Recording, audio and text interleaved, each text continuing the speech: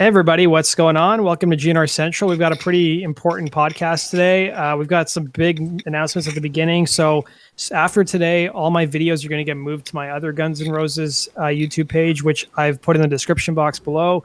Also, it's in the chat. So please go subscribe because as of tomorrow, all the videos are going to be on there. And we also want to introduce, we've got a Brando from Appetite for Distortion joining us for the first time. Although we've chatted a bunch for the last month or so. We got Doug Goldstein joining us again. Doug, thanks for coming on. Absolutely. We got Miss Metal joining us. She joined us a couple times on the podcast. Thanks for coming, Miss Metal. Thanks for having me. And then we've also got the usual suspect, Jeff, as well.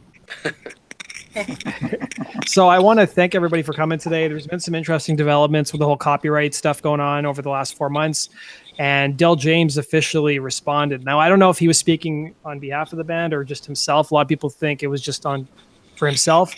But I wanted to turn it over to Miss Metal because she actually talked to Del today and maybe she can shed some more light on what happened. Yeah, so just to kind of reiterate what Sid just said, I kind of agree with him there. I think this was his own opinion. I think you have to take it for what it is. I don't think he was necessarily speaking out on behalf of the band. I think when he initially read the tweet that had gone out, I think he maybe misinterpreted as, the typical, hate to say this, kind of drama that goes on among Guns N' Roses fans that we're kind of all aware of that's been going on. And I really do question how much he really knew how much of this was going on. I think he was just kind of thinking it was the same bullshit. So I kind of called him out on it. I kind of said, look, this isn't just about YouTube channels anymore. This goes a lot deeper. People's families have been threatened. Some of this has just gone way too far. And it's gotten to the point where I'm seeing some of my friends potentially get hurt. And it's not cool. And there are people in the community that believe that some of these perpetrators are affiliated with your band. And I just wanted an answer really on that. I mean, at this point, the YouTube channels are kind of a secondary thing. This has gone, it's crossed a line that really should not have been crossed. So I called him out on it. And I was really shocked that he actually replied to me. He wanted more information. He asked me, he was concerned when he thought that people could be potentially hurt. And unfortunately, I think people are very emotional about this topic and kind of jumped a little bit to conclusions that he was coming out against them. And it got a little bit heated. And I looked down at my phone and he's private messaging me now, which was pretty crazy. But he said that he reached out to me in particular because I was being polite and he felt that he had to clear some things up. My take on the bootleg thing, I think they're kind of indifferent to it. I think as a fan, we're going to have a different opinion on bootlegs than the artist is going to have. I think they allow them to stay up, but I think if somebody comes along and takes them down, it's like, oh, well, I really, and I think this is his opinion. I don't know that he's speaking on behalf of the band, but I do believe this is his opinion. He specifically mentioned names of some of the players, the perpetrators that we all know. I won't tell you exactly what he said because, again, I'm not out to harm these people necessarily. But he didn't have nice things to say about two of them.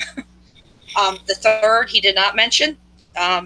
I guess reference Truther would probably be the way to go with that.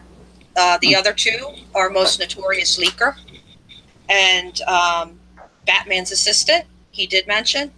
And they are not affiliated with the band. And he said basically, you cannot believe every deranged fan you hear.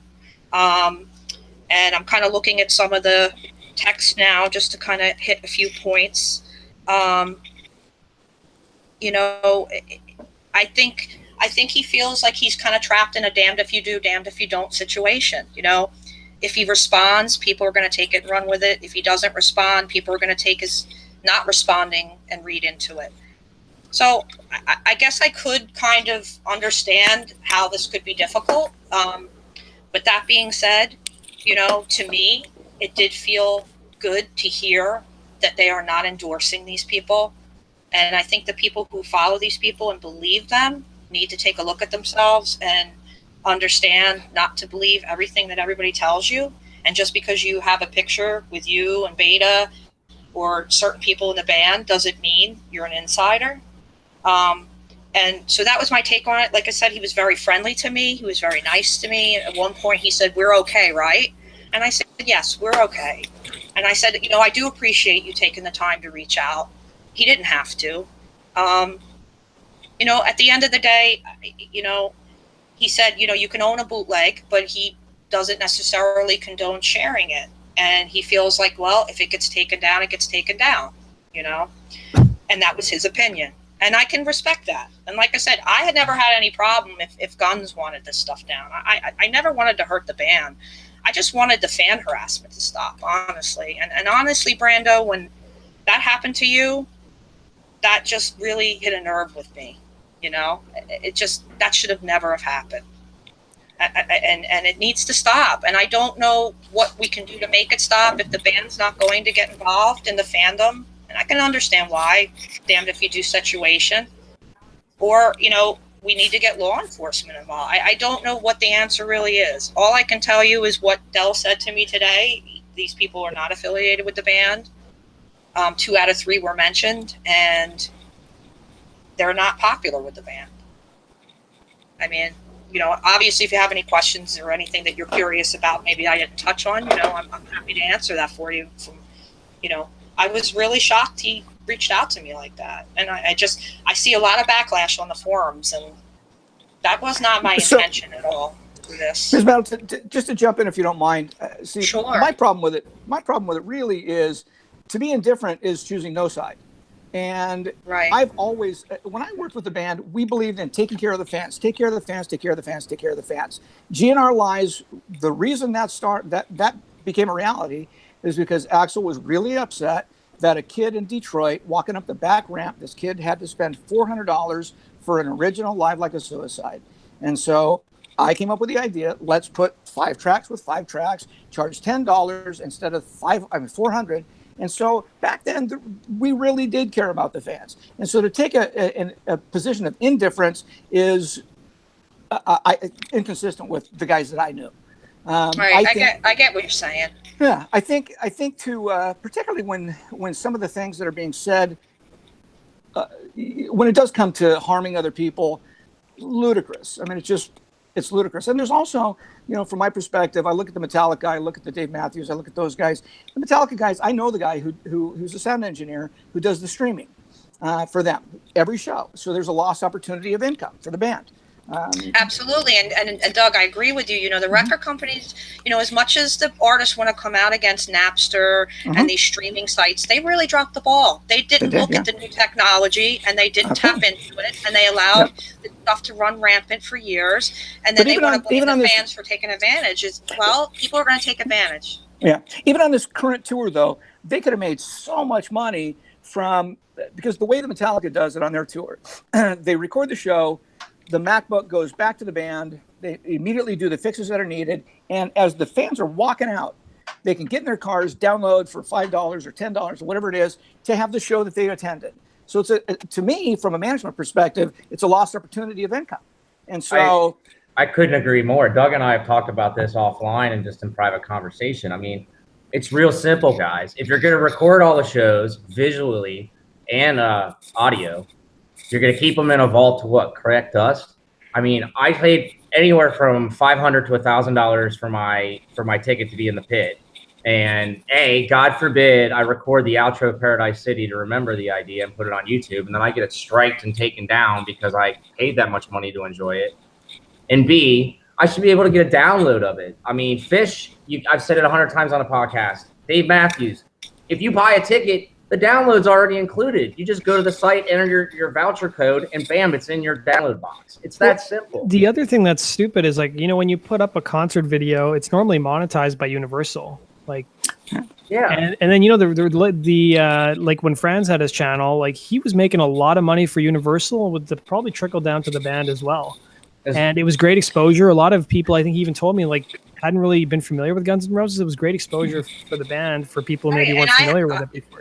I had my channel 10 years. There was a time when they were not the most popular band in the world. And there a lot of people came to my little page and they looked at the bootlegs and it created excitement. Sure, exactly. And there, back in the 70s, there was a very healthy bootleg market. And actually some artists even promoted their own bootlegs to get. Oh, yeah. Grateful Dead used to put up, we were talking about this before you jumped on. Grateful Dead had soundboards and they want you to. It's almost like Jeff said, the price of admission. But to me, again, as a manager who's interested in taking care of the fans and, in truth, monetizing to the best capability the income to the band, it's a lost opportunity. Every show they could have been, charging $5 to $10 per stream. And so, how many? I don't know. You guys would know how many shows they played on this tour in the past 2 years. I don't, but it's just a total lost opportunity. Found money. I think they've played almost 200 shows or 160 shows or something. They played a ridiculous number of shows. Yeah. There seems to be two issues, not just, maybe giving a recommendation about the copyright, how to go about monetizing more, streaming services, what they can do with the website. It's what we kind of led off with and what caught Dell's attention, and that's the threats and the abuse. And it's not just me. I know you alluded to before, Miss Meadow. Oh, by the way, thanks for having me on GNR Central. This is, I forgot who said it. This is like the Simpsons crossover with Family Guy. With Family Guy, that's right. Which one's Simpsons or Family Guy? Long overdue. So I spent hours putting this together today, and all I wanted to do is go get a Coca-Cola. Well, it's funny absolutely. I got it. It was it's not just the threat that recently happened against me, where there was, if you aren't familiar, if you don't listen to my silly little podcast, somebody made a fake profile with my picture, tried to make me seem gay, which I guess was funny in high school, I guess. And like shows the immaturity. Yeah, right. I don't care. I have sex with my girlfriend constantly. So it's just, hey, me too. And me, Brandon. Don't forget me. Don't forget me and me.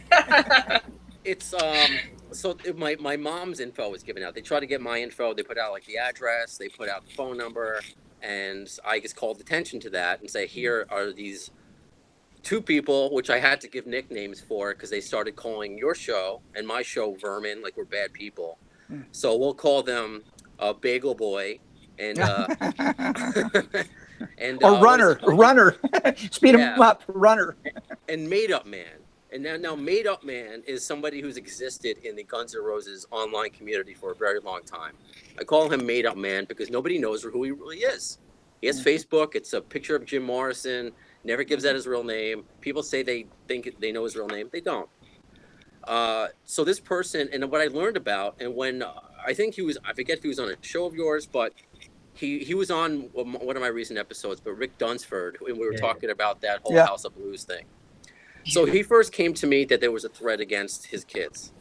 Correct. Now, even before it got to that point, I'm learning from places like my GNR Central and other, I guess, popular people in the Guns N' Roses online community that we've become familiar with if you're on the forums, are telling me about, hey, you know what, this person pretended to be Izzy to fuck with people. Or this person contacted this person's work because they didn't like an opinion they had. So now over time, over years, it seems like the time that Miss Meadow's been running her podcast, her YouTube account, that this abuse has been going on in the community. And yes, it's 2018. It's on. It's the internet. Everyone is a dick. It's. I mean, you try to talk politics. That's fine. But I think when it's under the hub of Guns N' Roses, when they even, I mean, I know my GNR forum isn't the official forum of Guns N' Roses, but Fernando's talked on there. Axel's been on there. It's kind of endorsed in a loose way.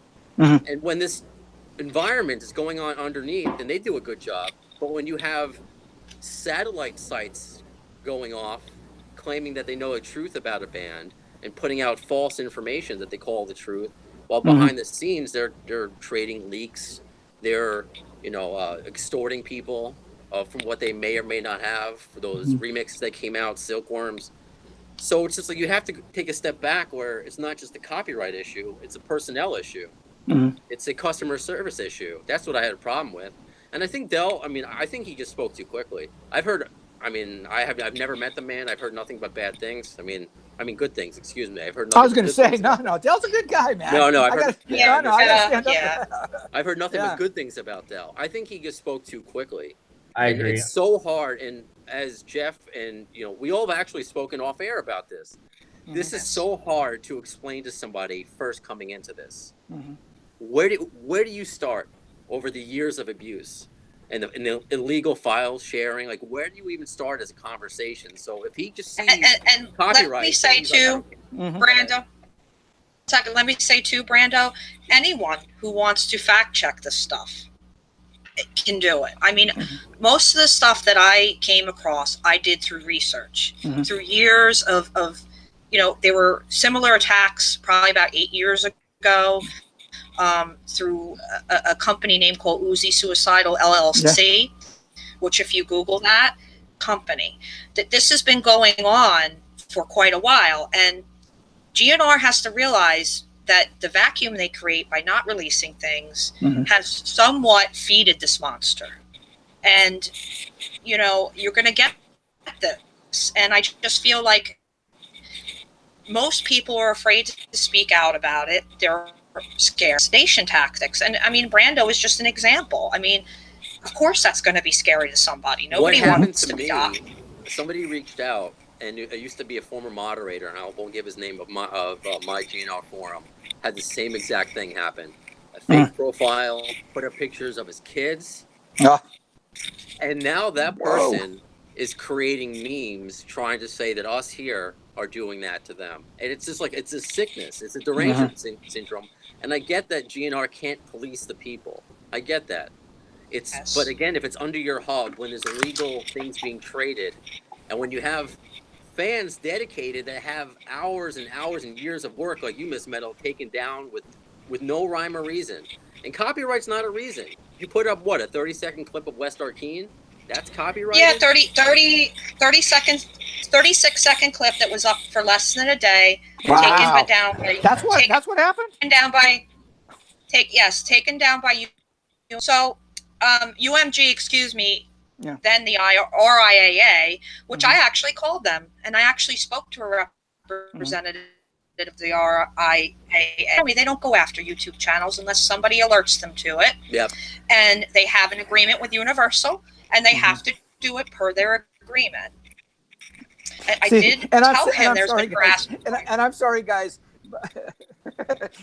Experiential in Doug says, if you think this is not being driven by somebody, you're dreaming. You're dreaming. And you're fucking dreaming. I'm sorry, you're fucking dreaming. There are screen craps. Well, I guess you could call it that. Screen craps to prove it. To say I want to take down. I'm telling you, screen craps. Somebody copyright, either in or close to the band, isn't happy about it. And there's no way you can tell me it's not that. And I know who it is, and I'm not. I mean, I won't. I feel like the management, like them kind of acting surprised by this. I don't really believe it, because I mean, it's been everywhere the last 4 months. You could say, well, they're on tour, but like, I'm sure people have been messaging them. And the other part too is it's like great. I don't know if the word's plausible deniability, but it's like, could you imagine if the management was openly saying that you can't put stuff on YouTube, but they're not saying that. Instead, they have these 2 people or 3 people who maybe they're in bed with acting on their behalf, removing stuff. It's kind of their shoulder length apart or arms length apart. And they can say, well, we're not behind this. These guys are doing it. Again, it goes back to being indifferent is making no choice. Correct. If you want to make sure that your fans are being taken care of, stand up and say, hey, you know what? These people are fans. All they're doing is spreading more great news and building much more of a fan base to what we already have. They're saying good things. It's not like you guys are saying deranged things or horrible things about them. Quite the antithesis. You guys are saying wonderful things about them. They're the band that everybody loves. And when you guys say stuff like that, why should that be shelved or stopped? That's ludicrous to me. It just doesn't make any sense from a manager's perspective. And so to be indecisive or indifferent is making no decision and not taking a stand. And that's not defending the fans. And I was always about defending the fans. And back when I was a manager, so was the band. So I don't know what's happening now. I just don't. Yeah, and I'm hearing from in the chat, one person says they even made a copyright claim for 3 DVD cover scans. So I guess maybe some fans put together some DVD covers and like there was copyright claims for that. Like, I mean, for the longest time, they didn't care about bootlegs, and all of a sudden, you know, it kind of happened. I don't know if Doug's aware of this, but like back in April, it kind of all started. Actually, you would have seen that discussion we had. The '93 Saskatoon show leaked. Yeah, it was one of the best. It's one of the best shows I've ever seen, like at least on YouTube. And then within a day or two, it just got pulled off of YouTube everywhere. And then people thought, okay, well, management doesn't want it out. That's understandable. But then all of these other videos started getting pulled as well, and it was crazy. Well, if I'm not mistaken, Fernando was in a chat room and said they had nothing to do with it. Yeah, I mean, it's really disappointing to see what's happening. I'll go a step further. There's no way we would have charged $2,500 for a VIP and not get to meet one band member. Not in a million years. Not when I was managing. Not a chance. No so way. who do you think comes up with that, Doug? Is that the management or is that the promoter? No, it's not the promoter. No, not the promoter. The promoter will do anything to sell tickets. He doesn't care. Yeah. No, I mean, it's just you know, Duffy was wonderful about meeting people. Stephen Adler, wonderful about meeting people. Slash was great at meeting people. You know, Axel wasn't at the show to meet people. So, you know, and that's no slam on him. He was 4 hours prepping for the show. But I can't see charging a fan $2,500 to not be able to meet anybody in the band. You get a poster. You could spend $40 at Hot Topic to get the same thing that you're getting at a show. I don't get that. The VIP I don't was either. announced. I don't either. I want to meet the band. I don't think anybody does. I don't understand why people pay the money to, or even be in the Night Train membership. Like, I don't understand. So as a manager, when I was working with a band, if they could sell 100,000 tickets, I'd put them in a 75,000 seater because I actually thought there would be a tour after it. So if you sell every single ticket, then people are going to want to come to the next show. Right. If you do things like charge $2,500 for a VIP, guess how many people are going to be at VIP? The same people next tour. None. Zero. So nobody's forward thinking onto what's going to happen on the next tour. That's been my issue since I heard about the VIP thing in the beginning. And I don't want to get off topic. It's part and parcel to take care of the fans. It's all connected, Doug. You're right, and it's just I want to think it's not them not caring. I just think they've lost touch with the fan a little bit, and that's the management, and that's manager's responsibility to keep them in touch. I'm sorry, Brent.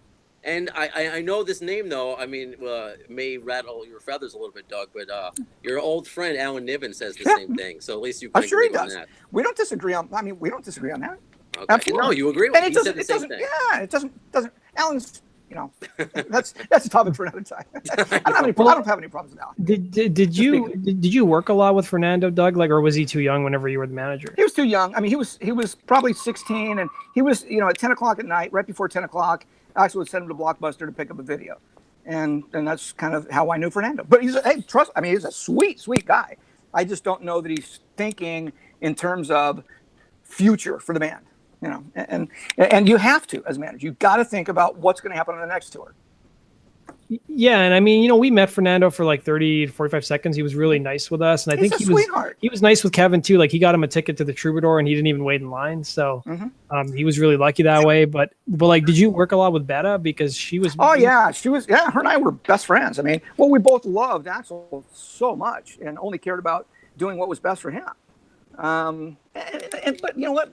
That is not a manager, and neither is Fernando. And God bless them. I mean, look, they just did a 2-year tour. So, but I saw things along the line that certainly I would have changed, and I would have given free advice if anybody asked my opinion. But nobody does. Nobody cares. So, you know.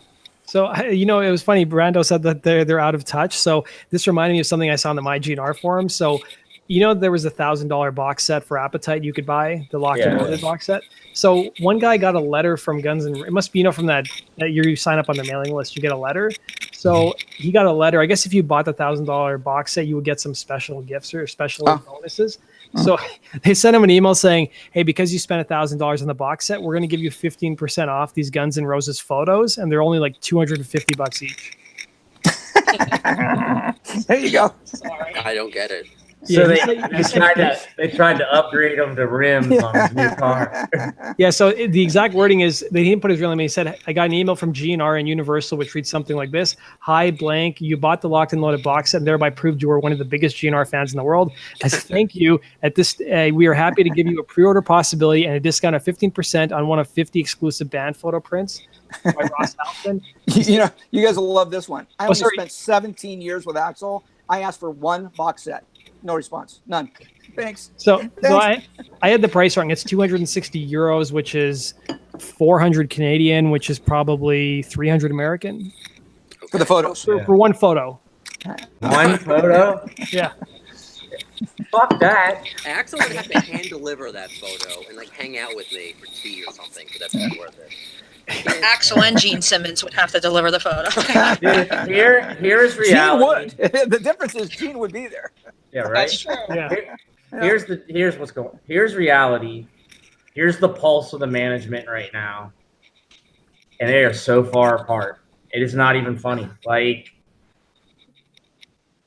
nobody was going to pay $1,000 for this box set, and if you do, what are you going to do with it? You can't open it. The collectability goes down. So you got to buy two. You can buy that one, and then you got on top of it, you got to buy the one you can listen to. But you know what? I'm not really surprised that they almost sold out of, I think, a lot of the box sets. Didn't they sell like 7,000 out of 10,000 already? Well, what's up with that other three? What are they doing? Again, you said you're doing my homework for me. I would have made them 5,000 if you're only going to sell 7,000. So Doug, what do you still have think? 3,000 unsold? So what do you look like think? shit? How do you think they convinced the band to release a box set, or is it Universal's call to be like, okay, we're just going to re-release Yeah, it? they come up with product ideas, and you know what? It's not a bad idea. I just think that I would have done it in limited edition. Do limited edition. If that one sells out, you do limited edition 2. Change it up. I mean, you don't put that many out. You have to do market research to see how many are we going to sell. It's just like I said about selling tickets. You know what? Yeah. I didn't have empty tickets. I didn't have empty seats. Yeah. You know, everybody talks about what a successful tour has been. Yeah, financially, it's been a huge success. But my phone has been ringing off the hook on U.S. dates where there's, 70,000 seat place with 38,000 people inside. So, When they released Use Your Illusion, back in the 90s, I mean, what a brilliant idea. Get everybody there at midnight, make it an event. Usually Guns N' Roses was always at the cutting edge of doing things slightly different, which made them Axl even was at more. Tower Records. Axl was at Tower Records at midnight on Sunset when that was released. There you go. Was he behind like a two-way I mirror? wasn't on Sunset. Well, I wanted to ask you, Doug, like one of the other things that leaked was the House of Blues show, House of Blues show from 2001. Is it true like that was supposed to be put out as like a release back in 2001 or 2002? Boy, you know what? I'm so old, I don't remember. Okay. No, I honestly don't remember. Yeah. I mean, at that point, the debt was so big because of Chinese democracy and not having product. I'm sure it was an idea, right? Yeah. So I wanted to ask you guys, what do you think is next with the Sega? How does it end? I guess what's the end game? Well, My opinion. Well, I have heard some names that they are like behind the scenes. They are closing in, and it's just a matter of continuing to shine a light on this because this isn't new. I mean, No. I think your podcast is older than mine, but this is new to me. And then when I started to do the research, where I started to be the one attacked, where I have people reaching out to me like, "Hey, can you share my story?" This abuse has been going on for years. And it's crazy. Like I had been on the MyGNR forum since 2007 or 8.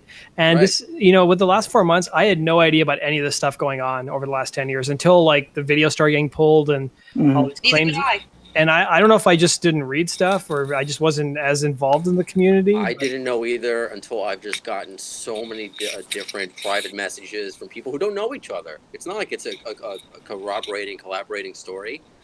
It's just from different people, from different forums on Twitter, Facebook, and they're saying, I've had this problem before, and what started to happen was people said, you know what, I don't want to deal with these people anymore, and blocked them and ignored them, and they still lived in their own little world, their own little toxic world, and when they ever have an opportunity to strike, and that's what they do, and that's what's been going on. Yes. And I just don't, hearing Rick's story and hearing Miss Meadows' story, and then, of course, me being attacked, I'm not going to back down. It's just enough already.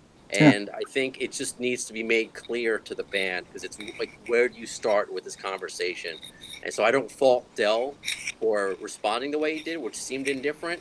I just think he reacted too soon, because he reacted to the open letter that Russ TCB put on my GNR forum to the band, and just like, what's going on? All we want is an answer.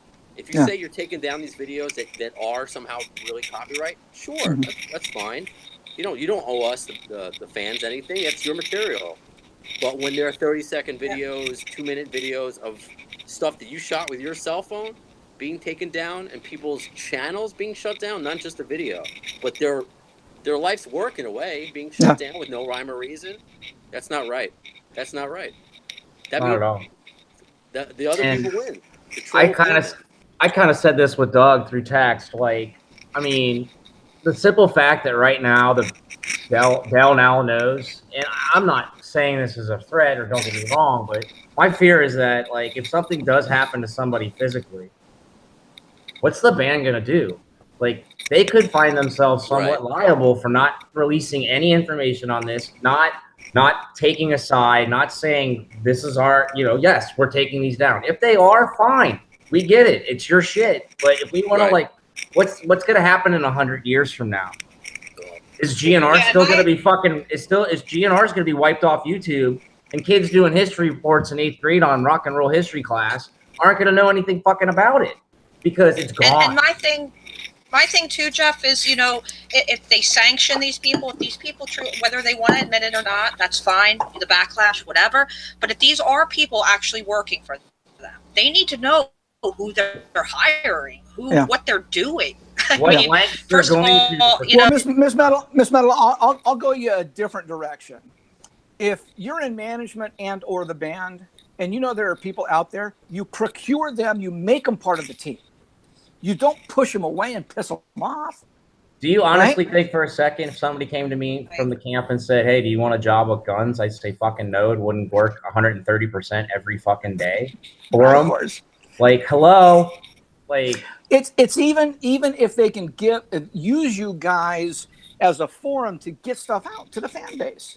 That's I think that's what we've been doing. That's exactly what you guys have been doing. But how would it be to have Fernando call you and say, hey, guess what, guys? We're going to be doing this. It's a secret deal at 10 o'clock Eastern time. Go with it. Hello? Well, I found it very coincidental that after all our podcasts, they elected to, like, announce a lot of their special stuff. Anybody else notice that? Sorry, could you repeat that, Jeff? Back over the summer, once our podcast would end, the band would announce something within an hour. Yeah, that's right. It's like within the hour, they announced more tour dates. They announced the avatar. Is that right? And it was like, oh shit, we just chose the wrong time. But it's like we've been doing this channel for over 2.5 years, and Brando's been doing his podcast for a long time, and like the band's getting free publicity and promoting the band. That's what I'm saying, Sid. Make you guys part of the solution, not part of the problem, right? I mean, and look, the one thing I got in this metal, like you said about Del James. I'm seeing Dell's a leech, blah blah blah. Bullshit. No, he's not. You know what? After my absence, there's nobody that understands Axl better than Del James. No way. And I mean, I did. That was my gig. And so to have Del there as a soundboard to Axl's a complex guy, man. He's a beautiful human being, but very complex. Del is his best friend. There's no leeching going on. It's mutually beneficial for both of them. Right. It went too far. And he's a smart guy, and he's a good guy, Del James. So what was Del's job when you were with the band, Doug? Didn't really have. I mean, there was no open title. He's just a really smart guy, and when Del talks, you kind of listen, and if it makes sense, then there's some resolute to what he has to say, and we talk about it. But there wasn't really a formal position per se. Okay. Hey, Jeff, is your mic scraping against your shirt? Because a lot of people are complaining about it. Yeah, sorry. Could be rearranged that. Well, I think it was Sid that said it's fans getting hurt that I'm worried about, and even to the whatever you want to call them, abusers. I mean, just fans. They're just regular fans that are putting these copyright strikes out. They are people too, and I've said that, even though they are attacking me and other people. You never know what someone's going through. So my worry is kind of not just for myself, it's for them. because they know what they're doing, and there is screen caps and conversations documented. So this isn't just hypothetical. If there was ever a lawsuit, I wouldn't have. I'd sit back there with my sunglasses on, with my feet on the desk. But Like, one of them, here you go, drop. Sorry, But Brando. I'm actually worried for one of the, these people involved, that his name is out there. He likes going to Guns N' Roses shows, and he may get attacked by a fan. I don't want that. I've tried to solve this civilly and try to get at least an answer, even if it's an answer I don't like. It's an answer, fine. But there are a lot of fans out there, including the ones you were just talking about, Doug, that were just nasty to Dell, that are just going to be nasty to others. And it's worrisome. It's like over what? So it's like there needs to be some sort of answer, official statement made. Yeah, right. Yeah. Remember the days, Doug, when we would just take care of this on the playground and not over the internet? Yeah. I do. Those days weren't that long ago. Unfortunately, you can't really do that anymore. But like Jeff was saying, like if there ever was a lawsuit, we have mountains of evidence. Mountains. I mean, I would just drop the file on the desk and be like, "You guys need 5?" Yeah. So. No, it's worrisome. It is worrisome, and I think it's just a matter of getting an answer. And that's when I had Miss Metal on, with other people who were affected and different channels had. Everyone said the same thing. It's not just like, hey, you took down my channel. You took it down with no reason. And these people, I believe, are the reason, and I have evidence to show that. And these people say that they work for you. Don't you want to know that they're representing your brand with malice intent? Don't you want to know that? So I just don't understand. And I also don't think that Guns N' Roses is too big not to hear us. No. And I don't say that in a place as far as narcissism. It's like the biggest company in the world. You can look at Amazon or whatever. Customer service is so paramount. Oh, absolutely. It doesn't matter if you're a band or not. And yeah, it's been 20 years, okay? But Slash, Duff, Axl are really good people that do care about their fans. And I can't believe if they were well-versed in what's happening and knew that the fans were being treated like dog shit, that they'd stand behind it. I know they wouldn't. I know they wouldn't. I agree. Duff McKagan, Slash, those guys, there's no way they would sit on their hands if they knew the extent of how far this has gone. And they may not talk to me, and I don't really give a shit. It's irrelevant. It's more about, hey, guys, your fans are getting fucked over. And I think that they should know. And Jeff, you've heard me talk about that. You and I talked about that ad nauseum. I told you and said, that's where you guys should go with this. So, and you have to change the narrative, because I think there are a lot of people that think it's just spoiled fans that want something from the band. No. Entitlement or something like that. Yeah, it's not that at all. It really is not that at all. And you know what? It's also the two arguments I've heard to play devil's advocate. I've seen on the forums or on the comments is, well, if there's families being threatened, you should go to the police. But that's just one part of the argument. And then they also say, well, you shouldn't be putting copyright stuff on YouTube. But they're missing the whole point of having people going and claiming they're representing the band and then doing this kind of stuff. Right. Like, if you're not affiliated, what the fuck do you care? So I'm going to ask a question I already know the answer to, but does the band and label make any money from when you guys post stuff? Yes. Really? Who makes the lion's share? Who makes the lion's share? You guys or the band and label? So basically the way it works, you guys make money on our channel, because we do a lot of podcasts. The band doesn't make any money unless I'm playing a Guns N' Roses song. Right. But say if I upload concert footage or a bootleg, I don't make anything. YouTube basically says, okay, Sid, you can keep the video up on your channel, but any ads that show up and any money you make off those ads goes to the record label, and then however they want to distribute it. I've heard that most of the money goes to the record label, and then maybe a little bit goes to the artists. Well, I was the guy that negotiated the deal, so I know exactly what the splits are. Yeah. So I only more than doubled the royalty points than what they had, but I don't think that anybody has explained that to either A, management, or B, the band. And I think if they knew, this would not be an argument. We wouldn't even be on this right now. Yeah, it almost amazes me like that. Somebody didn't point that out to Dell, unless they did, because I haven't been reading the message boards all day or Twitter all day. But it's actually good that it's good that people, post those bootlegs and stuff because the band's getting money from it. It's like another source of revenue for them. It may not be a ton of money, but it's another venue. And I'll tell you, because in the old days when it was bootleggers in record stores, the band didn't make a penny. And so True. I would argue, and I don't know because I haven't spoken to them in ages, I would argue that they're still thinking of it that way, that you guys are making tons of money and they don't get a dime and it's a record label, and you just answered the question for me. So you guys make nothing. Back in the day, they had conventions, traveling conventions that would sell bootlegs. I have albums that I bought in the 80s, live in Dusseldorf, Germany. They made no money off that. Now you put a bootleg on YouTube, yes, Universal tags it and they earn money. I would imagine eventually it would trickle down.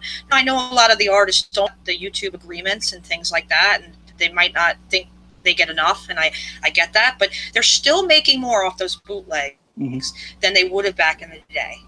Because that just went into the bootlegger's pocket directly. Now, but Ms. Metal, exposure for the band. When you say that the record company makes money, and yes, you're right, but there's also recoupability that happens, right? Under the band. I mean, if it's, let's say you work with Creed, God forbid. Well, come on, no Creed fans here. They were so important. They're such an important part of my childhood growing up. That's your fault. Anyway, Oasis. so they've been advanced $500,000 to make a video. All the money that comes in having to do with that band repays that debt, and that's what happens. Gotcha. So yeah. Well, it's funny you brought up Creed because we interviewed Anthony Bozza yesterday, and he asked him who are some of the guys who are kind of shitty to cover, and he said Scott Stapp was one of those guys from Creed, which doesn't surprise me. Right? Yeah. So I'm right now looking at the chat. Tom said he used to work at a record store. He said we sold a ton of GNR bootlegs. Did the band ever back in the day, Doug, tell you I want you to get these bootlegs off the streets, or they just didn't give a shit? No, they cared a lot about it, but it wasn't from the perspective of we're not putting money in our pocket. It was they're ripping off the fans. Again, said that's where GNR Lies came up. Axel said we jumped on the bus and this kid literally came up crying. Axel said, "What's going on?" $400 for Live Like a Suicide. He calls Slash and I to the back of the bus. This is bullshit. They're ripping off the fans. It wasn't they're ripping off the band. So, yet again, Axel being misunderstood. The guy loves the fans. He does. He always has. And so that's why GNR Lies came out. Put out 5 songs. The original 5 songs with 5 others, charged $10, and the 400 goes away. Honestly, my recollection is back in the day, interviews, because I've been around as a fan for quite a long time, there was an interview with Axel basically saying he didn't mind bootlegs, really. No, not really. I mean, he loved when people would come up and say, "Hey, I have this show or that show or this show." He thought that was cool as hell. Well, he's a fan too. I'm sure he would get excited over an AC/DC bootleg, just like I would get excited over a Guns N' Roses bootleg. He's a fan. They're all fans. We're all part of this hard rock metal. I mean, these guys didn't just start out Guns N' Roses. They were fans just like us. That's why they got into what they were doing. That's right. And being a fan, has gotten to this point. Well, yeah. Then that comes back to the point about maybe they've lost touch. And my response is, you need to have a manager or a management group that keeps you in touch and tells you if you are going down the wrong road. Otherwise it becomes the emperor's new clothes. All right. What do you think of the timing of everything, Doug? Why all these channels now that have been up for years? Do you think it coincides with the somebody box set? Somebody raised it as an issue. No, it had nothing to do with the box set. Somebody raised it as an issue, and for me, it's somebody in either the band or management raised it as an issue. They're pissed off about it, make it go away. They put pressure on the label. Label has to yank. So, I mean, look, I don't know, but your opinion, sure. One man's opinion. Yeah. It doesn't just happen out of the air. That's what was really concerning, was just the timing of everything, where, with GNR Central would talk about something, or I would talk about something, or it would be mentioned on a forum, and then immediately a strike would happen because they're watching us. Well, and it was crazy, with how fast it was. Maybe there's a live record coming. That's why this is all happening. Maybe. I hope so. I would like to buy something official. I bought the box set. Go figure. I mean, not the $1,000 one, because no one could afford that other than a doctor or lawyer, but I did buy the super deluxe set because I'm an old, I have it in my hands. I like to look at it. You should see my collection. I mean, over the years, you know, that I'm doing it. That is what drives me. It's nothing else. Yeah. And there's I tell you, I can't wait till they finally agree to let the movie go from Use Your Illusion. You know, I mean, shit. Yes. Awesome. Yes. It would, Doug, do you Perfect think crime. do you think they're gonna release a Use Your Illusion box set now that they've done Appetite? I don't know. I don't know. They don't ask my opinion. I would love it if My phone doesn't ring much these days. But you told us like right before the reunion, like Axel called you, right? Well, yeah, that was when they were in negotiations. I said I did an interview and I said nice things about him, and he said, "Please don't do that." So was that all he said to you? Was like, "Hey, Doug, how you been after all these years?" Or no, he didn't say that. He said, "Hey, man, I heard the interview. Thank you, but I'm trying to reconcile with somebody, and this isn't helping." And he was talking about Slash, and so I just said, "Not a problem." So I stayed off air for a long time. Oh. I mean, I love the guy. You know, even if I haven't spoken to him since 2004 or whatever, I don't care. I still love him. He's family. And so if the guy asked me to do something, you know, he was very, very good to me. So Big of course part of your life, and fabric of your life, Doug. You know? Yeah, right. Of course. I love him. Are you writing a book, Doug, someday? You know, I've had a lot of people wanting to write a book and or movie, not just GNR based, but on the life. Because you guys know, Sid. I mean, you know, I've done a lot of stuff in my life. And so, you know, it'd be interesting. Yeah, I wanted to ask you, Doug, who are some of the other artists that you represented, like besides Guns N' Roses? I know Blind Melon was one of them. And, Exhibit, Anthrax for a brief period. I didn't do a very good job for him. I was going through a miserable divorce. I'm sorry. And so, you know, I love Scott Ian. I wish I would have done a better job. I mean, the Exhibit thing was a lot of fun. He's hilarious, and he's a badass. Badass from Detroit. He put Fred Durst against the wall with one hand. Fred was talking shit to me, and Exhibit picked him up one hand, stuck him against the wall. Nobody touched my manager like that. I was like, dude, put him down. So he was really good dude. Yeah. That's awesome. So did you guys have anything else you wanted to say about the copyright stuff? I think it's important to know, and because you mentioned his name before, I guess our mutual friend now, because I just spoke to him, Kevin Blasco, who has like a crazy collection. You had him? Yeah. And I want him to have him on a guest on my show as well, and he's just been great. But there seems to be a culture of fear now in the community. That's so correct. Kevin's worried about coming on, because if he comes on my show, which has been demonized, that he will get attacked. Miss Meadows was worried about sharing her story. I don't think Kevin has to worry about anything. I don't think so either. But he said he was worried. He said he's worried because he's like, I have a practice. Are people gonna leave negative? I mean, I'm not gonna go into the details of the conversation that we had privately, but he was expressing concern, much like Miss Meadow or other people who have reached out to me with, you know, a history of the online abuse that say, you know, I appreciate you telling the story, and I ask, hey, would you want to share yours? You know, I'm afraid. You know, I backed out of that community now. And so, as Axel once said, you know, right? Fear and love, pick one and live. It just seems like right now the community is living in fear. And that's just not, there needs to be a cultural shift in the culture of the online Guns N' Roses community and the fans. So that's what I would like to see happen. And again, from my perspective, come on, guys in the band, stand up, please. Stand up, take a stance, take a position, please. Yeah, I couldn't agree more. Like if we knew exactly what was going on, it'd be one thing, but we don't. And it goes back to that camp being very hush hush about fucking everything. And you know, we got to deal with that shit, and we deal with that shit every day as fans. And it's getting to the point: do I have to look over my back when I leave my front door? Right. Do I have to worry about what happens when I walk through the front door of my work? Do I have to like tell my family what's going on and have them worry about their backs? If this is to a point where I have to watch my back to be a fan, fuck you, Axel, for not getting involved. Fuck you, Fernando, for not getting involved. Fuck you, Duff, for not getting involved. Fuck you, Slash, for not getting involved. If somebody gets fucking hurt, if somebody gets hurt, I'm not reaching for straws here. Don't pick on Richard Fortas. He's in St. Louis with me. He's the same. Have you ever met? You knew Richard because you were the manager then. Yeah, Right? love Richard. He's a doll. He's such a sweet guy. And every time I go through this little airport here in St. Louis, the Lambert Airport, the TSA guys, they go, "Hey, you're the Guns N' Roses guy." I go, "Yeah." "How's Richard doing?" I don't know. Because they see him coming through the airport all the time, right? Because he's always taking off. Yeah. So they love him. They love him at the airport. Yeah. But I guess my point is just nobody should live in fear for just being a fan. I understand what you're saying. Yeah. And Or again, worried about their Why? job.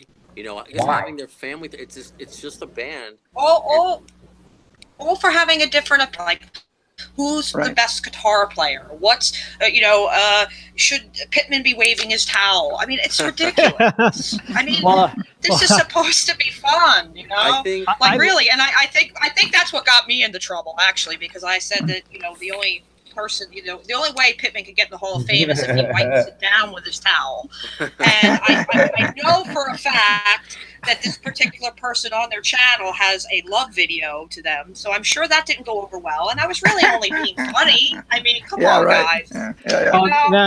You know what? I love the Pittman towel stuff. Just brings a smile to my face and have a shitty day. And you know what? We all know the answer to the best guitarist. It's DJ Ashba, right? do we want to talk about what happened? Like that kind of came out of my field, right? I hope he's okay. I will say that. I hope he's okay because he tweeted something like a couple of days before it happened, or maybe it happened that day. What happened? I don't know anything about it. He tweeted something. Maybe let's just say goodbye world, and it was very ominous. Yeah, goodbye. It was like this day is terrible. # goodbye world. And what? Yeah. Yes, and in today's climate, you got to take that very seriously. Oh yeah, right. And then we were concerned for him. Yes. Yeah. Well, he's supposed to be having some big thing going on. You'll love this. His manager is a good friend of mine named Alice Goldstein. No relation. Yeah, she's in Vegas. She's in Vegas where he lives. I'll have to call her up and ask her. She's a doll, man. I love Alice. She's a really good lady. Well, shortly after, that's when he got arrested for at a at a stop for a DUI. Rolled through a stop sign. Oh wow, okay. Rolled through a stop sign. So I hope he's okay. This is serious shit. I mean, people take it as a chance to make fun of, if you're not a huge fan of that personnel. But no, this is serious stuff. Same thing with Demi Lovato. I hope she's okay. Oh, yeah, that was unexpected. I didn't expect that to happen. Yeah. So I hope these people are okay. But you're right, if you are a huge Pittman fan or an Ashbaugh fan, if you just say anything, not mean, but just like, hey, I prefer this person better, and you're attacked, that's a problem. And you're creating this culture of fear where you just can't speak up and just talk about the band. And I think the perfect example of just how it should be in a resolution is just, we don't have to go into the entire story, but I think there was a point where GNR Central and ruffled my feathers a little bit, but it was a misunderstanding. And then look at us. All this time later, we're all best buddies. We're actually talking. We can go through stuff like that. And you know what? And we're just having with Ashba, we just like to poke fun at the whole thing with his merchandising stuff. But I don't hate the guy. I'm good for him, man. He's an entrepreneur and he's good at what he does. But we just like to have fun with it. But some people take it too seriously. The hardest working man in show business is Bumble, by far. Ronthal, that guy works his butt off, man. He is a man. He is a machine, that guy. I love him. Super nice guy. Oh, he's a doll. Are you kidding? My first radio interview ever. Is that right?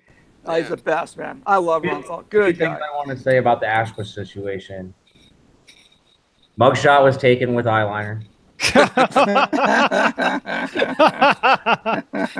TMC say it was the most rock and roll mugshot or something? They were saying.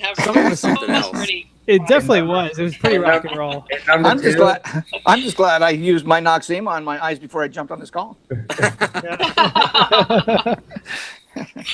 I'm gonna whore myself out real quick. Sure. Jake Goldstein, new record on Epitaph. He doesn't want me to do anything for him. My son. The band's called Hunny. There you go. Just came out. So on Epitaph. That's cool that he doesn't want you to do anything for him. Nothing. Brandon, nothing. He's like, don't tell anybody. I don't want to be known as the kid that rode the Guns N' Roses coattails. So here I am, horning him out. Good for him. I respect that.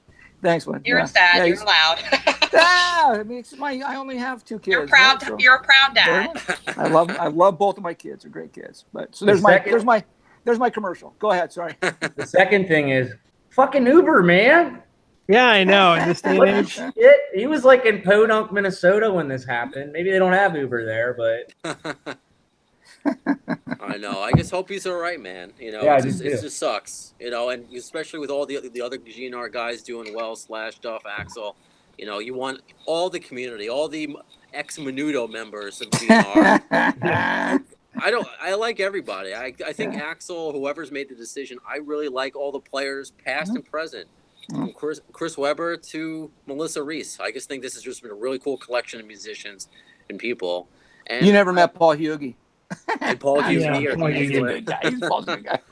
I think Axel should write a song before his demise and have every member who's ever been in Guns N' Roses play. Like We Are the World. We Are the World. Yeah, we are the world. There you go. GNR. Well, I'm wondering, Doug, I've always wondered, like, whatever happened to Paul Hughey? Did he just go back home and like get a regular job? I have no idea. I sent him a Facebook message, try to interview him, no response. And Sid, you heard me saying this back when, you know, all Axel kept saying, he's the guy until Slash and Duff replace him. And so I tell them, he's the guy until you replace him. And they never replaced him. So I mean, it's like, you guys couldn't make it any clearer, right? So, you know, it was what it was.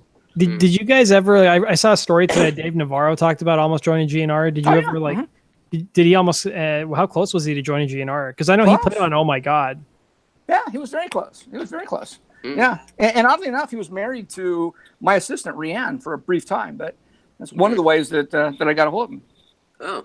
Yeah, Navarro's a good dude, man. Hell of a player. I mean, Axel turned me on to James. I wasn't into him. And we went and saw him at Irvine Meadows. I was like, fuck.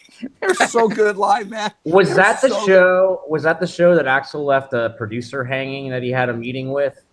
What was the James Addiction show in LA he left the producer hanging with? I don't know. This was down in South Orange County, Irvine Meadows. Okay. I don't think that was that one, Jeff. But I read a story about Axel leaving a producer that he was thinking about working Post Illusions with, hanging to go see a James Addiction show. No, this was actually between Appetite and Use Your Illusion. Okay. So it would have been when they were promoting, was it their first record, James Addiction? No, it was the first record is the one with Oceanside. It was just after Ritual.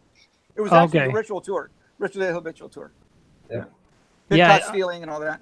I always thought James Addiction was great. I feel like they were always like one of the more underrated bands from like. I'll tell you what, the first record with Oceanside and all that. I mean, that's the record. Everybody goes. Nothing shocking.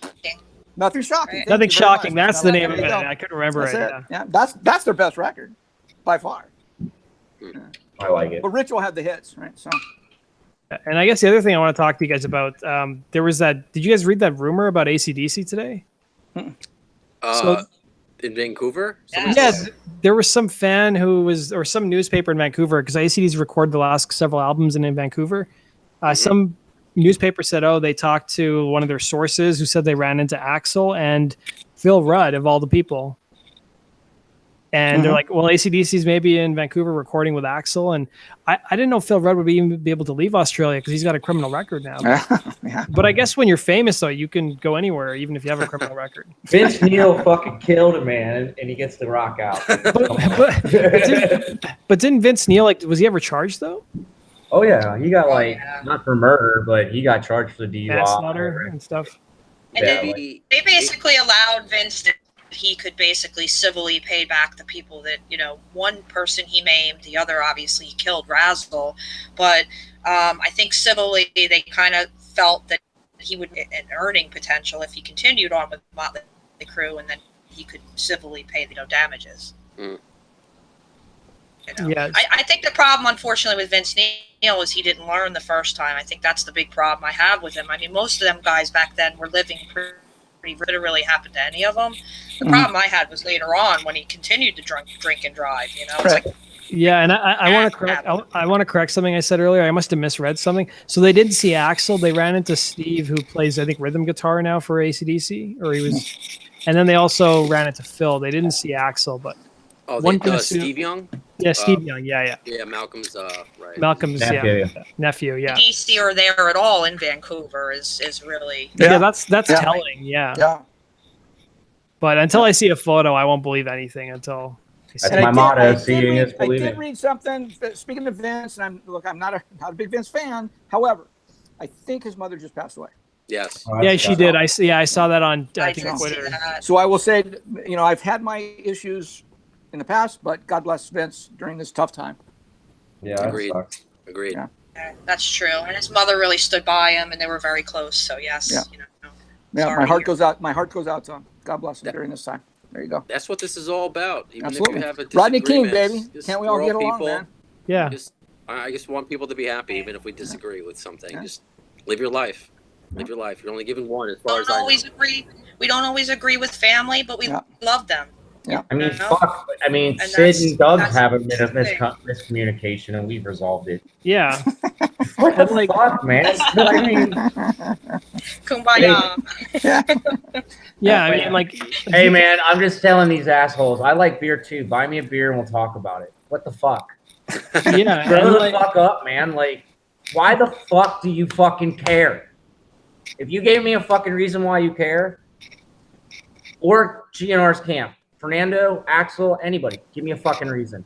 But we won't give a shit. At least we have our fucking chapter closed and we can move on with our lives. Well, you know what? I think that all anybody's looking for is communication, and I don't think Right. that's too much to ask for. It's like when Axel, I hadn't talked to him since '04, and he calls me up 3 years ago now, and he says, so it was 15, so 11 years, right? He goes, I'd appreciate if you don't talk. Why? Well, I'm doing this. Okay. At least you get an answer as to why, you know what's going on. So you just go, okay, fine, cool, no problem. I get it, right? That's your Right. rationale. Or if his rationale was incorrect, he'd give me the opportunity to speak back to that issue. And I think that's all you guys are looking for. And I don't think that's too much to ask. No, it's not. Yeah, I mean- especially if people's families are getting threatened. That's it. That's where you draw the line. Yeah. I mean, come on. It's not That's where that you draw the hard. line. If somebody told me Axel was gonna get, like, God forbid, like, attacked, and I had knowledge of it, I'd fucking say something. Hello? Yeah. And I'm speaking up now, and we are all speaking up now. A, we're tired of it. B, do something. Yeah. And C, take liability for it, because if you're not going to say shit out of your camp, and you're going to keep all these tours all secret, and you're going to keep all your shit secret, Mhm. somebody's eventually going to get hurt. And when it happens, what the fuck are you guys going to do about it? Right. And Ms. Battle, if you're communicating with Dell, you may just want to tell him some of the arguments that have come up in this conversation. That one, people are getting physically threatened. I know you already mentioned that, but also the perspective of, because I guarantee you somebody in that camp, and I know who it is, and I'm not going to say it, somebody in that camp is saying they're all getting rich off of the music and the videos, and just let them know that is not the case. The band and the record label are the ones making the money. If they knew Right. that, trust me, this would not be an issue. I guarantee it. I guarantee it. Just surprised that they wouldn't know that. Just how the basic I'm telling you. way of YouTube, unless cut that they're getting. I just When you would think they would look, know. I don't want to be mean. But when you have a guy who used to grab DVDs before the store closed, and somebody who loves Axl to death, but doesn't exactly have the experience in the industry as well. Well, I mean, it is what it is. There's nobody who's going to educate them, because there's nobody who's out there that knows. Plain and simple. Right. So, and Dell's a really bright guy. I think if Dell knew the mechanics of it, and he's not going to listen to me, but if Dell knew the mechanics of it, he would communicate it to the band and or management and or both. And this would be. And I do want to say, I do appreciate the fact that he did take the time to reach out to me. Like I said, I've never said anything bad we about may Dell. have a difference in opinion. So we may have a difference in opinion, and that's fine. We can talk about it. I just, like I said, my main goal is not myself. It's not to get attention. It's just to stop this harassment. Absolutely. Honestly, I'm saying that from the heart. I'm not even one to speak out. Like, if you knew me in the real confrontational person, but sometimes I feel like confrontation is healthy. And I think in this case, we've been quiet. As far as Sid's saying earlier about the boards, for years that, for a short time, there were always whispers about these people. We couldn't talk about them. We can't mention them here. And that didn't work. So I'm like, the next step is to speak out about it. So that's what I'm doing. That's what I'm trying to do. like I said, I'm Mama Bear, and I just feel hurt, and I'm just going, stop the insanity. And, you know, I'm desperate. You know, I was shocked when he answered me today. I really was, but it wasn't all the answers necessarily that I wanted, but just to hear those two names and him to basically say, you know, those people are not, you know, something. But that doesn't mean this is going to stop, because these people still think they can continue to do this unchecked. What do we need to do? And you know, back to the RIAA really quick, that I was given an email and basically told that fraud letters very seriously. So if these people are actually letters on behalf of UMG or the RIAA, Doug, I know you said you know somebody in the inside, but if these are actual fake letters, they want to know about it. I at least raised a red flag over there enough, I think, for them to at least maybe, because they've noticed an uptick in takedowns. Right. They told me that. And I would argue, so you're definitely noticing things. And I would argue that there's no way you would have the collusion or corroboration on just one person or two people's word. That it's bigger than you think, and I'll leave it at that. Okay. Well, obviously you know more than I do, so I would. Well, no, never, I'm not. You know, I can only go by what I'm not arguing. And I don't mean that in a negative way. Yeah, I'm not arguing, or not at all. I mean, look, I love you.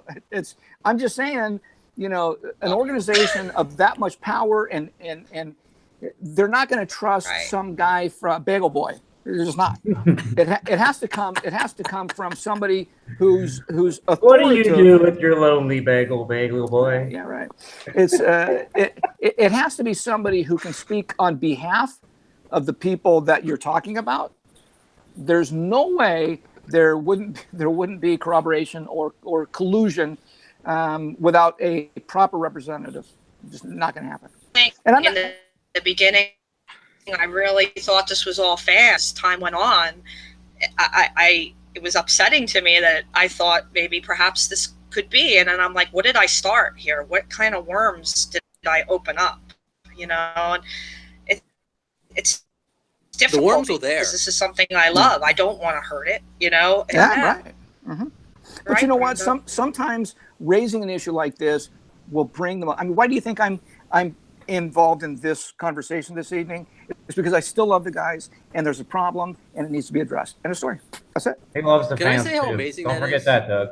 I love the fans. Thank you, Doug. Thank you, Doug. Are you kidding? You know what? I mean, my Facebook page is 75% fans, and is it because they still make money from Guns N' Roses? No, that stopped when I left. But I mean, Jeff knows. I love the fans. I love the fans. You don't have to.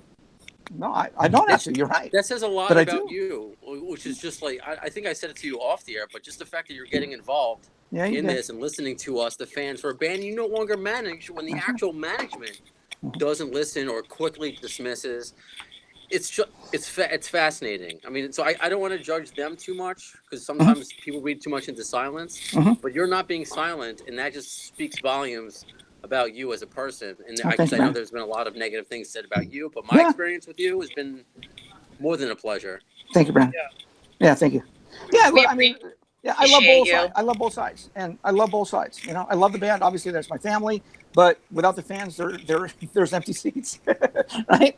And you know, were the fans the same fans that I was dealing with back in late '80s, early '90s? No, it's a different set of fans. Some are the same, of course, but you know what? Those fans bought the posters, the T-shirts, which fed my family, and so of course I feel a responsibility to the next generation that are fans. I mean, but you're just good to fans anyway, man. I mean, take care of people. It's just a credo in life, right? It's a golden rule. Treat people like you want to be treated. No, it's not brain surgery. So, but thank you very much, you guys, everybody, for saying kind things about me. Yeah, absolutely, Doug. Even I think when we interviewed you the first time, there was a lot of people saying, "Oh, you shouldn't interview him," because there's all this negative stuff being said about you. But I mean, we've been chatting for. I can't remember when we interviewed you for the first time. It was in February or something, or March. And and people were like, my opinion of whatever I think I originally had was changed completely just because of our interactions. Thank you. Yeah, well, there's been a lot. You know what? I took off to be a dad. Like I said in the Facebook thread today, I took off to be a dad in Hawaii, And while I was being a dad, somebody came out and said all these horrible things about me that actually are untrue. But you know what? Time will prove. And to be honest with you, if it doesn't, it doesn't. I don't really care.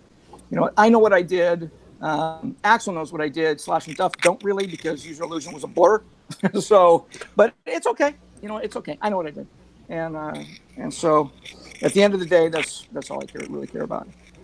Right on.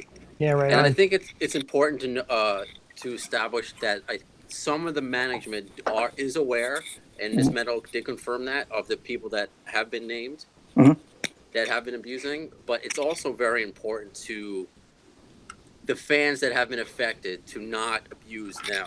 Don't abuse the abuser. Yes. Because you're not. That's winning. right. Yeah, that's right. So Yeah. it's Two wrongs just don't kind make of it right, Brandon. What was it, like in the election, if someone's like, whether you're a Bernie bro or a Trump guy, you want to say, hey, you know, I appreciate your support, but don't attack. Yeah. So I want to say that. Yes, I've had to name these people, what's going on, and report, because I have a journalism background, so I'm reporting, but I do not want to incite any sort of violence or any sort of harassment towards these people. Let them dig their own grave. And if you're a Guns N' Roses fan and you're not getting what you want from the band as far as fan interaction, that's why you have GNR Central. That's why, you know, I've been doing this podcast. So go to the people that are going to communicate with you and not talk down to you. And hopefully you have a good experience with these fan sites. That's what it's all about. And I just don't want I don't want to continue the trend of a toxic environment. I want that to end. That's my goal. If people don't like me or like what you guys do, that's life. But when it crosses that line, that's enough. And Brandon, We you know can't what? And you bring up an stoop to their interesting point. levels. Right, exactly. And Brandon, you bring up a really interesting point. If this was a GNR bashing session, I wouldn't be involved in this. You know, you guys, both groups of people and this medal. I mean, you guys do a great job for the band. So that's why I'm so supportive of it. You know, it would be a different story if you guys were bashing, but that's not the story. That's not the case at all. You guys are fans. I mean, we're human. We take pokes at like Ashba. I mean, we're human, but we still love the band. I mean, if you can't get your balls busted and have your feelings hurt, I mean, it's just playground bullshit, dude. We're just busting balls. That's it. We're not attacking anybody's family. We're not threatening anybody's family. We're not calling anybody's work. I mean, it's starting to be hard to give a fuck.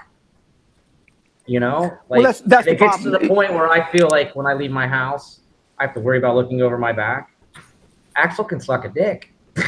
I'm sorry, but you know, flight or famine, dude. I'm gonna take care of my own first. You know, and if I've got to worry about that versus like loving a band, that's bullshit.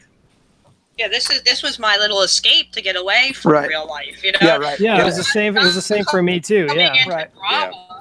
You know, I want to again. I was so enthusiastic. 4 shows, not in this lifetime tour. Saw an Axel DC show. Always been supportive. You know, I don't want to hurt them. Their PR. I didn't want any of this, but at the same time, I also don't want people that I know and care about getting hurt. And I don't want these people, these perpetrators, to be hurt. Trust me. There were times that I went on the YouTube seconds, but then I'm no better than him. And then what good does that do? And then, you know, how do I get up and stand up and say this is wrong when I'm doing the same damn thing? So my point is this needs to stop. These people that are responsible need to stop, and they need to grow up and realize that this is a band. This is a love for a band. This is not real life, and you have to move on. I mean, I don't know how else to put it other than that. That they don't own the band, and the only one that does own the band, in theory, is Axl Rose. It's just an ownership thing. Who, in turn, would be great if you did something about it, buddy.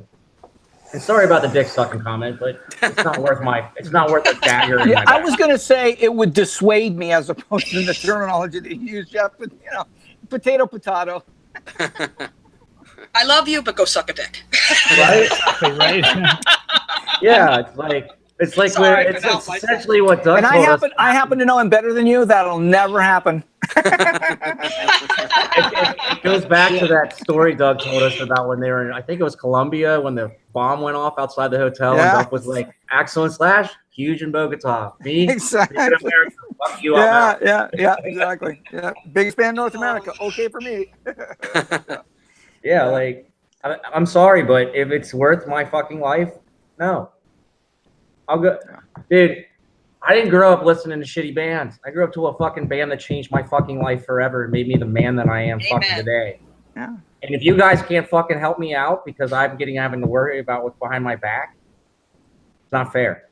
And I've seen the T-shirt. All. I've seen the T-shirt at the Cincinnati Reds game. How old were you? Oh shit! Are you talking about the YouTube clip? Yeah. Oh man, so I think it was game 2 of the 91 World Series between the A's and the Reds at the old Riverfront Stadium. Riverfront. Yeah. And if I had blue seats, so if you remember the stadium, there was blue seats, yellow, green, and red, and those were like the tiers. And blue was like if you were in the blue level on the floor level, you could go down and get by the dugouts for autographs before the game, and yada. So in game 2, I walked right before, I think it was Barry Larkin hit like a 2-run shot or a double for 2 runs to clear the bases, but him.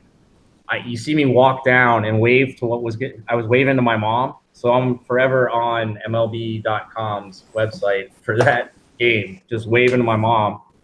And then I walk up the string, but I was wearing Axl's 1 in a Million t-shirt when I did it. And how old were you then? How old were you in 91? Oh, fuck.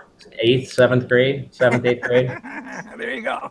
I mean, dude, like. Wow, you're younger than me, Jeff. I mean, this band, I'm staring right at this. I mean, dude, this is the fucking band that changed my life. Like, my autograph Rolling Stone from Slash and Steven. I have the cardboard cutouts. Doug, you remember, everybody in the 80s can remember this when the cardboard cutout came out. The CD would come in the cardboard cutout. Yeah. In the sleeve. Yeah. And then the environmentalist stepped in and kicked that out. That's right. Exactly. But I still have framed in the other room my Appetite cardboard. Hey, Jeff, I noticed you're wearing an Eazy-E shirt. Yes. Doug, did you ever hear the recording they did with Eazy-E? No. Oh, that would have been cool to hear. Yeah, nice. Jeff. Well, Matt Storm has claimed on his Twitter page that the recordings do exist. So whether or not they're true, Sitting in a vault somewhere.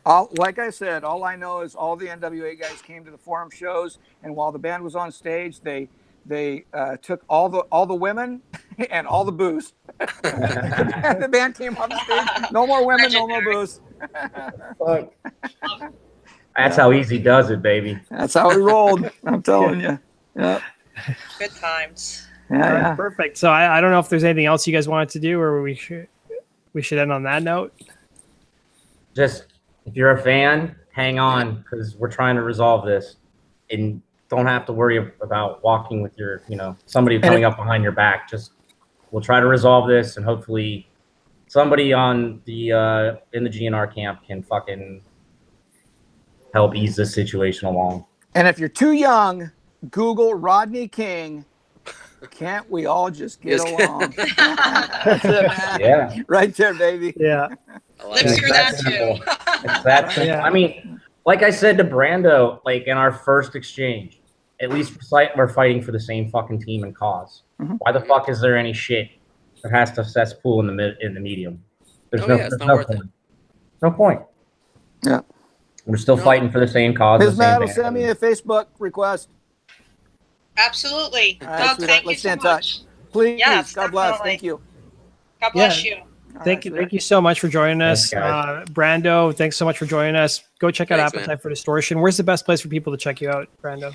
I appreciate you asking that. Either just facebook.com/the AFD show or Twitter at the AFD show, or you just search Appetite for Distortion on the iHeartRadio app, Spreaker, SoundCloud, iTunes, Stitcher, on a bunch of different platforms. Sounds cool. It's cool. Thanks, Hopefully we do Brando. this Good again. seeing you, dude. Likewise. Brandon, good seeing you, brother. Yeah, and then Doug, thanks for joining us, and go check Absolutely. out Doug's son's band. Is it Hunny? Hunny, Hunny on Epitaph, and there. I mean, it's on Spotify. It's on all the formats. Okay, perfect. And Miss Metal, are you still on YouTube these days? Well, sorta. All my videos are private, Okay. and it's funny they're not being attacked. Let's just say that. I am still on Twitter, hanging in there. Got a girl. Yeah. All right, perfect. And Jeff, And I guess MS_score medal if you're interested. sorry, Miss_medal. That's your Twitter handle. Yeah. Okay, perfect. And then Jeff, yours is what? Jeff GNR Central. Is your Twitter? Yeah. Yeah, and then go follow us at Guns N' Roses Daily.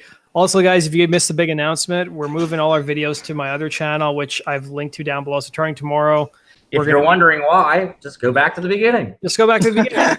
You'll understand why. So, yeah, starting tomorrow, go to my other channel. So I'm going to be starting tomorrow fresh with that channel. I posted a couple of GNR videos and all this BS was happening about a month ago. So go check it out. And from that point on, it's going to be all my stuff is going to be posted on that channel. I'll be bringing over some of the videos like the True Story episodes and some of the stuff I haven't released. So we've got an interview with Anthony Boza coming tomorrow, who wrote Slash's book. And we talked about Artie Lang's new book he's got out as well. This is Doug showing to St. Louis. Is that St. Louis? Yeah, that's St. Louis. Sure it is, man. Got the hat, Nice. got the cup. There you go. Congrats, Doug. Hey, Doug, Doug, I gotta show you. I have a Mark McGuire T-shirt. This is broken the Ah, record. do you really? All right. Yeah, 62. Wow. Love it, man. Doug, I wanted to ask you, were you scared to go back to St. Louis after the 91 riot? No way, no. Yeah. Have you found the person I'm afraid of on this fucking planet yet? Fuck. I was just curious. But I'd love did to you go, meet him. Yeah, right. did you end up going to that trial though that Axel was involved with? That fan? No, but oddly enough, my gal, her best friend, the dad was uncle was the attorney. Sorry. He was the attorney. Alan, what was Alan's? Alan Dowell. He was Axel's attorney. So it was a small world, right? Talking to her one day, she goes, "Hey, you worked with Guns N' Roses?" I said, "Yeah." "Do you know get him Alan Dowell?" I said, "Yeah, great attorney." "Yeah, that's my uncle." So wow. very small world, man. There's one for you, Doug. There you go, man. Yeah. I love it. Working Pete for Rose, guns, my it man. probably pays to have an attorney in the family, right, Doug? Absolutely. I said working for guns probably pays to have an Are attorney. you kidding? Absolutely, Ms. Miles. You got it. All right, you guys. God bless. All Have a right. wonderful Thank you night. so much. Yeah, Thanks, you guys too. Bye, Take guys. care. Rock on guns. Thanks, guys. Thanks, Later. guys.